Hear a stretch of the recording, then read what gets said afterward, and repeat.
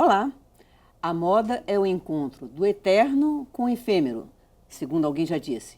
Mas como será que se dá esse encontro em termos culturais? Como que ele se traduz em linguagem de tecidos, planejamentos, tamanho de saias, sapatos, bolsas? Enfim, como que se dá esse diálogo da moda com o tempo? E na nossa contemporaneidade? Quais são as questões que atravessam esse setor industrial, cultural e até artístico, segundo alguns? Para conversar sobre essas e outras questões, convidamos a jornalista especializada em moda, Tereza Cristina Mota, com mais de 30 anos de experiência de cobertura altamente realmente especializada na área.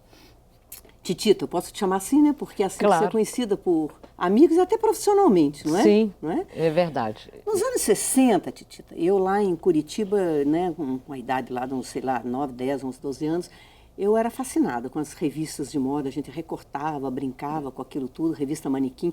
Você também fazia alguma coisa similar aqui em Belo Horizonte nessa época? Como é que era o seu ambiente de casa? Na verdade, minha mãe era estilista, né? Era professora de corte centesimal, costurava. Tereza Paula Mota. Então eu cresci no meio disso, confecção, vendo tecidos. Eu notei mais tarde, quando eu vinha a cobrir moda, que isso foi importante para a minha formação. Eu conhecia todo tipo de tecido, acompanhei, me lembro, isso eu era criança, né, nos anos 50. Lembro também das primeiras lembranças que eu tenho assim, de desenho, de moda, são as Garotas do Alceu. Ah, sim. Na revista Cruzeiro, né, que minha mãe assinava. Ele realmente era influente, do ponto de vista... Porque era um tempo em que, pelo menos, as pessoas de classe média faziam roupa com as costureiras. Isso, as né? modistas. As modistas. Belo Dava um Horizonte trabalho, né? A gente ia na casa da pessoa, tirava as medidas, depois tinha uma prova, às vezes tinha segunda prova. É verdade, claro. Não é? Comprava o tecido, levava para a costureira. Mas também, quando ficava pronta, era uma alegria, né? Porque a roupa feita para o seu corpo, né, tem seu valor, né, até hoje. Quer dizer, isso é a época pré-lojas de moda, de roupa pronta, de prêt-à-porter, né, que só começa nos anos 60, 70. As primeiras boutiques. Né? E o que pontificava, assim, a nível internacional, assim, os grandes costureiros, que se chamava na claro, época, né? Bom, nos anos 50, a grande influência veio do New Look de Dior, né, criado em 1948, no pós-guerra. Aquele renascimento para a moda depois do pós-guerra. Ele criou aquele famoso look da saia godê, o sapato de salto Sabrina, a cintura muito marcada, um look de mulheres refinadas, de garotas refinadas. E a parisiense era a referência. E aqui a gente copiava muito, né? Nessa época. A gente sabia das tendências e as modistas, as pessoas. A gente ia na revista e copiava, né? Exato.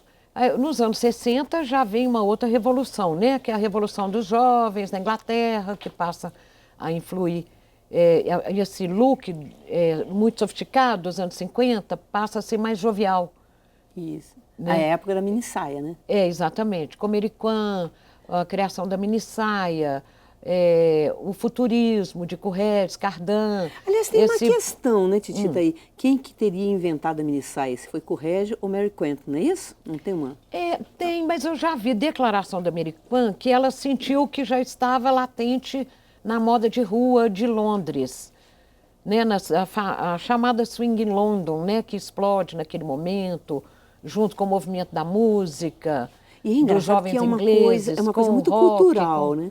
É uma coisa muito cultural, porque eu me lembro que eu estudava no Colégio Monte Calvário e as freiras ficavam com uma régua medindo as saias. E a gente ia com aquela saia assim, e aí quando saía a gente enrolava. Dobrava no colo.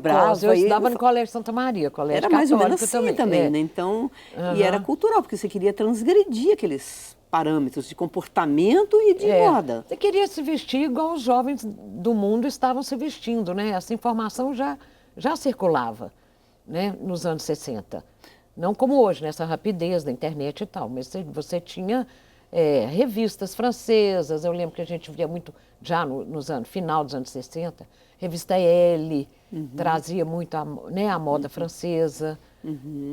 A informação de Londres, vinha por outros canais também, enfim, através da música, os ídolos da música, né?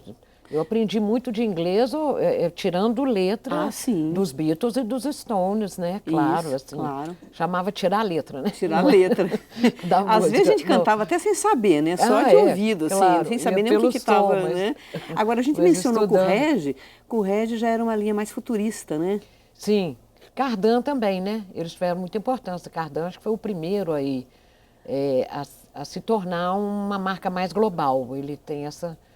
O Regis veio ao Brasil, eu acho que em 70, em 60, início dos anos 60 parece, numa Fenite. E isso influiu também. Cardan veio, trouxe uma coleção, fotografou em Brasília. Né? Isso também foi influente para a moda brasileira. Eu não sei para você, mas afetivamente para mim, o meu preferido é Correge, e principalmente aquela linha que ele lançou preto e branca. Eu me lembro de uma festa que eu fui no Barroca Tênis Clube, né? E todo mundo estava de preto e branco, né? Em julho, aquelas blusas. E a maquiagem também, porque a sombra, o rímel era branco, o batom era branco. Era uma coisa muito o batom mais incolor, né? Às vezes até branco mesmo. Então, assim, sempre foi o meu preferido. Você tem um preferido, assim, seu, de tudo que você imaginar? Você tem algum estilista, assim, que seja o seu queridinho? Bom, ao longo das várias décadas, né? Eu gosto muito de Yves Saint Laurent, nos anos 70, Vivienne Westwood, na Inglaterra. Que depois a gente fala deles melhor, mas seriam os seus preferidos, então, não é assim? Aí nós chegamos em 70. No Brasil eu tenho alguns também. 70 aí a alta costura e o hippie, como é que ficou esse diálogo? No final da década, a influência do movimento jovem, né, a formação quando acontece no mundo, quer dizer, especialmente no Brasil, a formação de um mercado consumidor jovem. Que até então o jovem não mandava, mas nos anos 60, né, a revolução, os movimentos jovens, culturais jovens, passaram a ter uma determinada importância. E eu acho que a Jovem Guarda foi influente. Sabe, mesmo que a elite torcesse o nariz para aqueles looks da Jovem Guarda, foi influente na formação do mercado consumidor adolescente no Brasil. Porque até então você se vestia como sua mãe, o rapazinho ganhava um terno e entrava na vida adulta ou jovem. Acabou depois disso. O Gilles Lipovetsky, né, filósofo francês, que é um grande pensador sobre a moda, ele fala que até os anos 50, as filhas se espelhavam nas mães, queriam se vestir como as mães, tinham como modelo aquilo. A partir dos anos 60, que, na opinião dele, as mães começam a se espelhar nas filhas, entendeu? A força do movimento jovem tirou, né, inverteu esse foco, né, vamos dizer, de geração para geração. Isso. Bom, nos anos 70, quem teria sido mais influente? Paris ainda ditava a moda, né, o prêt-à-porter passa a ter muita importância, surgem as boutiques. No Brasil, pelo menos nos grandes centros, né, como Rio, São Paulo, Belo Horizonte, em Belo Horizonte esse movimento começa na Savassi, com as boutiques e tal. E essa revolução cultural jovem passa, quer dizer, esse look futurista, ele se desloca para um look mais romântico, a influência do Oriente, a viagem dos Beatles à Índia, tudo isso vai trazendo o movimento anti-guerra nos Estados Unidos, contra a guerra do Vietnã um certo despojamento, né? Exatamente. A tal antimoda que Meriquan previa começa, de fato, a se tornar realidade. Porque os jovens passam a criar sua própria moda. E, de certa maneira, quer dizer, os estilistas passam a olhar para as ruas para poder se inspirar. Né, para produzir aquilo que o consumidor estaria demandando. Agora, em termos de alta costura, a gente já tinha tido o nosso Denner Pamplona, né? Sim. Aí, nos anos 60, mas eu digo assim, a gente já tinha isso e já tínhamos os criadores brasileiros, o Denner, o Clodovil, brasileiros a gente já tinha também, nos anos 60, 70, sim. Quem que era dos anos mais 70? Beth Lagardère é dessa época, né?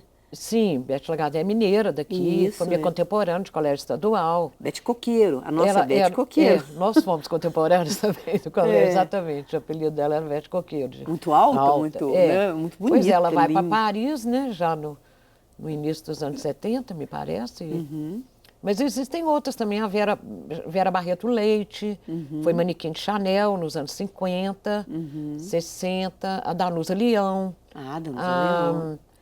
A Lucia Curia também foi manequim de Chanel. E já tínhamos os primeiros costureiros já fazendo alguma coisa autoral nossa, né? Sim, em São Paulo, né? Denner Pamplona, muito importante. Clodovil teve sua importância, chegou até a ser deputado, né? Guilherme Guimarães, no Rio. Né? Eram os costureiros da elite, para roupa de noite, para roupa... E tinha a Casa Canadá no Rio também, já dos anos 50, que trazia a moda importada, a alta costura parisiense para a elite brasileira. Né? Vamos fazer um intervalo e vamos voltar então daqui a pouco, já conversando com Tereza Cristina Mota, mas agora sobre as questões que perpassam esse setor industrial cultural. Até daqui a pouco.